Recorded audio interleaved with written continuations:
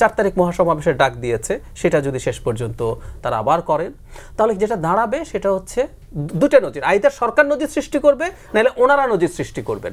তারপর দেখবেন অনেকেই নেমে পড়বেন এবং এই সরকার একটা অ্যানার্কিতে পরিণত। সরকারের সিদ্ধান্তহীনতার একটা টিপিক্যাল প্রমাণ আবার এই তদন্ত কমিটি নিয়ে হয়েছে। প্রথম 3 সদস্যের সম্ভবত একটা কমিটি করা হয়েছিল এবং 24 বা 48 বা 72 ঘন্টার মধ্যে, পরে এটা 7 সদস্য হলো, 7 দিন হলো। মানে একটু সময় নিয়ে প্ল্যান করে সিদ্ধান্ত নেওয়া, এই সিদ্ধান্ত নিয়ে বাতিল হওয়া, চুক্তিভিত্তিক নিয়োগ 1 দিন পর বাতিল, নিয়োগ হয়ে গেছে 3 ঘন্টার মধ্যে বাতিল, 5 ঘন্টার মধ্যে বাতিল, এরকম তথ্য আছে। সো সরকারের ইনএফিসিয়েন্সি, ইনঅ্যাকশন নিয়ে আমরা আলাপ করি, এই জিনিসটার আরেকটা টিপিক্যাল প্রদর্শনী হলো। আমি খুব আশাবাদী না যে তদন্ত কমিটি হবে এবং সেটা খুব ভালো কমিটি হয়েছে, সেটা খুব ভালো কিছু রিপোর্ট দেবে, তবে উচিত আসলে হওয়া, কারণ সরকার যেহেতু অন্তত আরও কিছুদিন দায়িত্বে থাকতে চাইছে, তারা একটা ট্রানজিশন নিশ্চিত করতে চাইছে, সামনে যে ঝড়ঝাপটা আছে তাদেরকে প্রমাণ করতে হবে সেই ঝড়ঝাপটাটা ফেস করার জন্য যথেষ্ট কেপেবল তারা। ভারতের মিডিয়া যদি আপনি দেখেন, এটাকে আমি উড়িয়ে দিতে চাই না, এটা আবার এত বড় না, আবার এটা তুচ্ছও না, সেটা হচ্ছে 20 জানুয়ারি একটা কাট অফ ডেট তারা ধরছেন, যখন বাইডেন অ্যাডমিনিস্ট্রেশন ক্ষমতা হস্তান্তর করবেন ট্রাম্পের কাছে।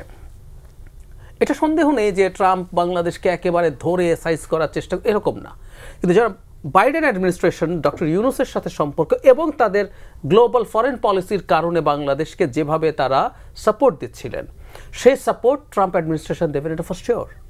নট অনলি দ্যাট, যারা ট্রাম্পের সাথে মোদির ব্যক্তিগত সম্পর্ক আছে, এবং ট্রাম্পকে কেউ কেউ বলে না, আমি খুব অবাক হয়ে দেখি না আমেরিকার ফরেন পলিসি মোটা থাকে, একই থাকে, ইত্যাদি ইত্যাদি, কথাটা ভুল না যদি ট্রাম্প রিপাবলিকান হতেন।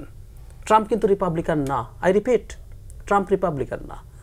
উনি এমন একটা বস্তু, ওনার নামেই একটা টার্ম তৈরি হয়েছে, ট্রাম্পিজম। উনি ধরো ওনার সাথে যদি মাইকেল পেন্স ছিলেন ওনার ভাইস প্রেসিডেন্ট, উনি ইলেকশন করতে চেয়েছিলেন, যদি উনি ইলেকশন করতেন, উনি জুনিয়র বুশ বা সিনিয়র বুশরা যে ধরনের রিপাবলিকান প্রেসিডেন্ট ছিলেন, বা ম্যাককেইন ইলেকশন করেছিলেন, হেরেছেন, তারা কিন্তু রিপাবলিকান প্রেসিডেন্ট, তাহলে কিন্তু প্রবলেম ছিল না। ট্রাম্প একেবারে ভিন্ন একটা জিনিস।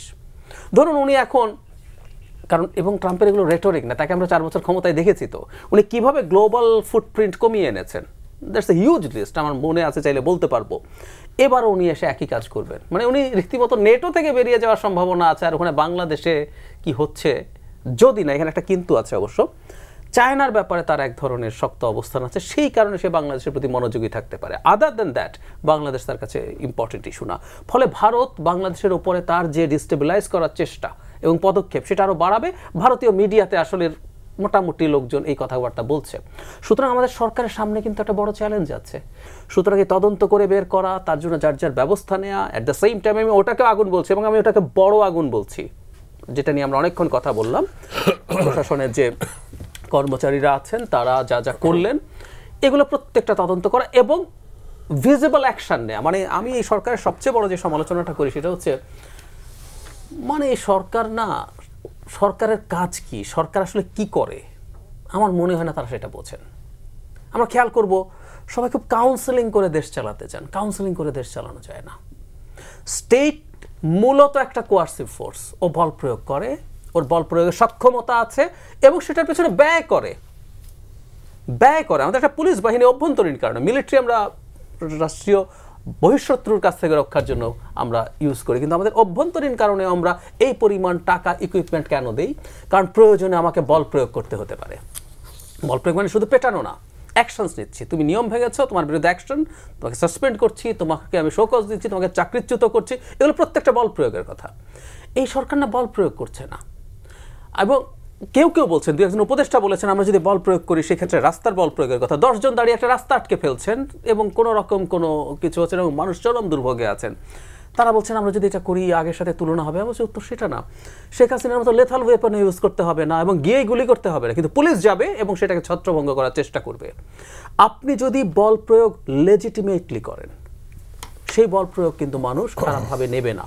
শেখ হাসিনার বল প্রয়োগ ছিল অন্যায়, ইললেজিটিমেট, ইললিগাল বল প্রয়োগ, সেটা সমস্যা ছিল, সেই কারণে আমরা এটাকে ঘৃণা করেছি, এটার বিরুদ্ধে দাঁড়িয়েছি। তো সরকারকে আসলে এই জিনিসটা নিশ্চিত করতে হবে যে সরকার এগুলো রিকগনাইজ করে এবং সেগুলো নিয়ে ভিজিবল অ্যাকশন নেয়। রিপিট, আপনি ভেতরে ভেতরে এই অ্যাকশন নিলেন, ধরলেন এই যে আমলারা যা করলেন সেটার জন্য কিছু কিছু অ্যাকশন ভেতরে থেকে নিলেন না, আপনাকে এক্সাম্পল তৈরি করতে হবে, না হলে কিন্তু এটা এক্সাম্পল হয়ে যাবে। ধরুন পুলিশ এখন মাফ চাইছেন, র্যাব পুলিশের মানুষজন ফৌজদারি অপরাধের মাফ হয় না, কিন্তু তারপরে ওনারা এই কাজটা করছেন। এবং পুলিশকে আমরা বেশি শত্রু মনে করছি, কারণ হলো পুলিশ আসলে শেষ পর্যন্ত তার চাকরিটাই এরকম, তার হাতে বন্দুক থাকে। ওর গুলি আমরা ফেস করেছি বলে তাকে আইডেন্টিফাই করেছি, তাকে পালিয়ে যেতে হয়েছে। অথচ এই ক্ষমতায় থাকার জন্য ইকুয়ালিও মনে করি না, মোর রেসপন্সিবল শেখ হাসিনাকে ক্ষমতায় রাখার জন্য এই প্রশাসনের আমলারা, এই বাজে নোংরা নির্বাচনের নামে প্রহসনগুলো তাদের তত্ত্বাবধানে হয়েছে। প্রজেক্টগুলোর করাপশন হয়েছে, প্রজেক্টে পিডি কারা থাকে, তারা থাকেন প্রায় সব ক্ষেত্রে, অল্প কিছু ব্যতিক্রম ছাড়া সব কিছুর মধ্যে তারা আছেন। এবং একটা জিনিস একটু যোগ করি, তারা একবার রাস্তায় নামার কথা আসলো, তারা রাস্তায় নেমে আসলেন জনতার মঞ্চ করে। আচ্ছা, একবার তারা মনে করেছেন কর্তব্য, শেখ হাসিনার সময় তো নামেন নাই, কি সার্ভিস রুলের সমস্যা আছে, ভয় পেয়েছেন?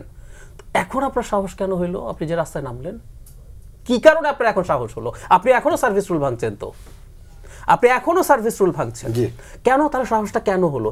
এই যে এই ঘটনাগুলো হলো, যদি তারা এই জায়গাগুলো নিয়ে 4 তারিখ মহাসমাবেশের ডাক দিয়েছে, সেটা যদি শেষ পর্যন্ত তারা আবার করেন, তাহলে যেটা দাঁড়াবে সেটা হচ্ছে দুটো নজির, আইদার সরকার নজির সৃষ্টি করবে, নাহলে ওনারা নজির সৃষ্টি করবেন।